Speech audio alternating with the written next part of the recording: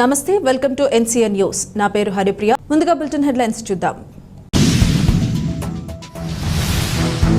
నాడు ఎన్నికల్లో ఇచ్చిన మద్యపాన నిషేధం ఏమైంది జగన్? బొలిశెట్టి శ్రీనివాస్.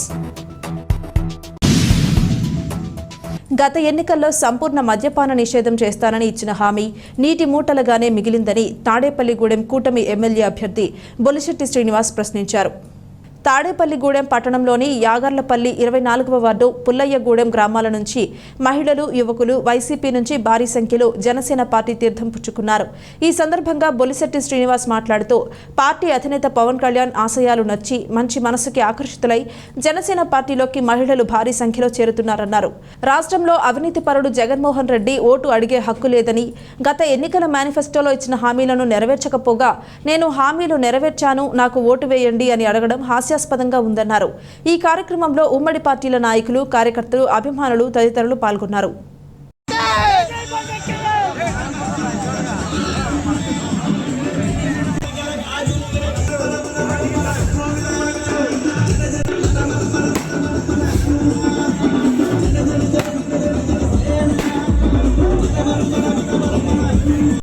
జనసేన, తెలుగుదేశం, బీజేపీ ఉమ్మడి అసెంబ్లీ అభ్యర్థి శ్రీ బొలిశెట్టి శ్రీనివాస్ గారిని సాధారణంగా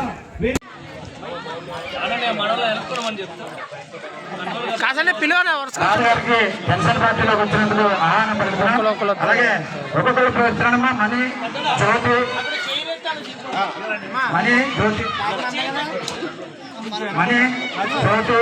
నాగలక్ష్మి, ముత్యాలు, శ్రావణి,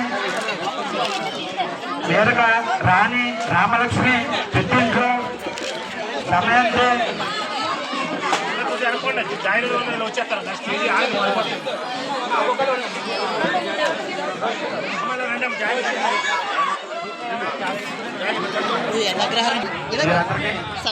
రాదు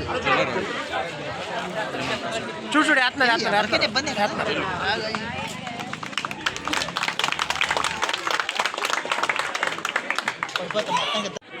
సచివాలయ గారు ఎక్కడన్నా రావాల్సిన కోరుతున్నాం.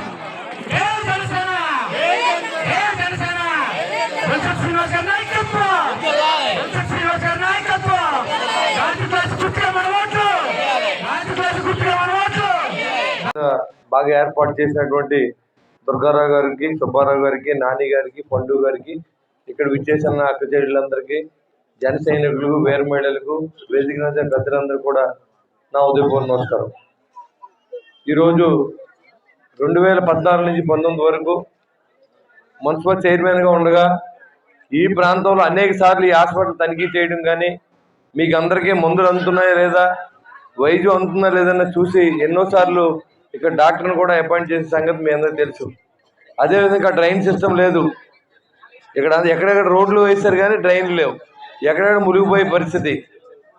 అంతే వాటర్ కూడా నేను 2014 ఎలక్షన్ అయిన తర్వాత 25, 24 వార్డులకి వాటర్ లేకపోతే ఇక్కడ లారీ పెట్టి లారీ ఒకటి కొనిచ్చి కొంతకాలం లారీతో సప్లై చేసి మన దిగిపోయే రోజుకి ఓహెచ్ఆర్ ట్యాంక్ కట్టించి ఈ ప్రాంతానికి నీళ్లు ఇచ్చిన సందర్భం మీ అందరికీ తెలుసు.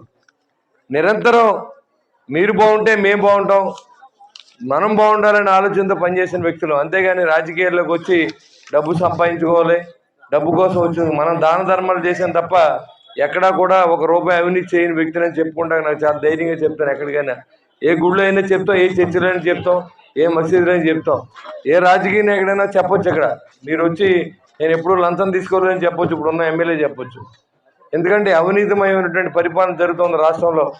ఇవాళ నవరత్నాలు అనే పేరు చెప్పి ఒక మత్తులో పెట్టి జనాన్ని, ఆ మత్తు ద్వారా, లెక్కర్ ద్వారా కోట్లాది రూపాయలు దోచుకున్న వ్యక్తి ఈ జగన్మోహన్ రెడ్డి. మట్టి అమ్ముతూ ఉన్నారు, ఇసుక అమ్ముతూ ఉన్నారు, భవన కార్మికులు పని లేదు.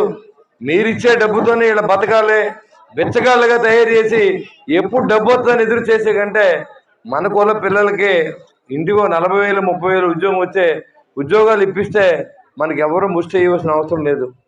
ప్రతి నెల 40,000 సంపాదింస్తే సంవత్సరానికి ఎంత వస్తుందో ఆలోచించండి. ప్రతి నెల 3,000, 4,000 ఇచ్చి ఆ డబ్బుతో పండుగ చేసుకోమని జగన్మోహన్ రెడ్డి బెటరా? అమ్మఒడు అన్నారు, ఉన్న ప్రతి వ్యక్తికి అమ్మఒడు వేస్తా అన్నారు ఎలక్షన్లో. దాన్ని కట్ చేశారు. 15,000 నుంచి 14,000 చేశారు, 14,000 నుంచి 13,000 చేశారు. మరి ఈ రకంగా చేసిన పని ఒకటి, చెప్పి మాట ఒకటి ముఖ్యమంత్రి. ఇవాళ పోలవరం ప్రాజెక్ట్ లేదు, విశాఖ స్టీల్ కనీసం నిలబెట్టుకోలేని పరిస్థితి. ప్రత్యేక హోదా వస్తే పరిశ్రమలు వస్తాయి, ఉద్యోగులకి మరి జీతాలు ఇవ్వచ్చు, ఉద్యోగాలకి ఇవ్వచ్చు, కొత్తగా ఉద్యోగాలు ఇవ్వచ్చు. యువకులందరినీ మన ప్రాంతంలోనే మనం ఇక్కడ ఉద్యోగాలు ఇప్పించవచ్చు. ఎక్కడో మన పిల్లలకి మనం ఇక్కడ ఉంటాం, మన పిల్లలు ఎక్కడో హైదరాబాద్లోనో ముంబైలోనో బెంగళూరులోనో ఉద్యోగాలు చేసుకుంటే ఈ తల్లిదండ్రులు చూసే దిక్కు కూడా లేదు ఇవాళ. ఎందుకంటే ఇవాళ ప్రతి ఇంట్లోనూ ఒకళ్ళు లేకపోతే ఇద్దరు పిల్లలతో మనం వీళ్ళకి సరైన సదుపాయాలు అందజేయలేం. కాబట్టి ఇద్దరు పిల్లలతోనే మనం సరిపెట్టుకుని అమ్మాయినేమో అత్తోరింటికి వెళ్తే ఉన్న కొడుకేమో ఎక్కడో ఉద్యోగానికి వెళ్తే మరి వృద్ధులైన తల్లిదండ్రులకి చూసి దిక్కులేనటువంటి పరిస్థితి ఆంధ్ర రాష్ట్రంలో. అదే హైదరాబాద్లో అయితే అక్కడే పుట్టారు, అక్కడే ఉద్యోగాలు చేస్తూ ఉన్నారు. మరి ఆంధ్ర రాష్ట్రం చేసిన పాపం ఏంటి? కనీసం మనకు రాజధాని నగరం లేదు. మరి పిల్లలకి రేపు పొద్దున్న ఎప్పుడైనా క్వశ్చన్ వస్తే పిల్లలకే కాదు ఇక్కడ ఉన్న వాళ్ళు ఎవరన్నా అడిగితే మీరు ఏం చెప్తారో నాకు అర్థం అవ్వట్లేదు. రాజధాని ఏదంటే నేనే చెప్పలేను. అమరావతి అంటే హైదరాబాద్ అంటున్నారు, హైదరాబాద్ అంటే కర్నూలు అన్నారు, కర్నూలు అంటే మళ్ళీ అమరావతి అంటున్నారు. పిచ్చి తొక్కులకు పాలనకి వీళ్ళు మచ్చుతునగా మిగిలిన వ్యక్తి ఈ యొక్క జగన్మోహన్ రెడ్డి.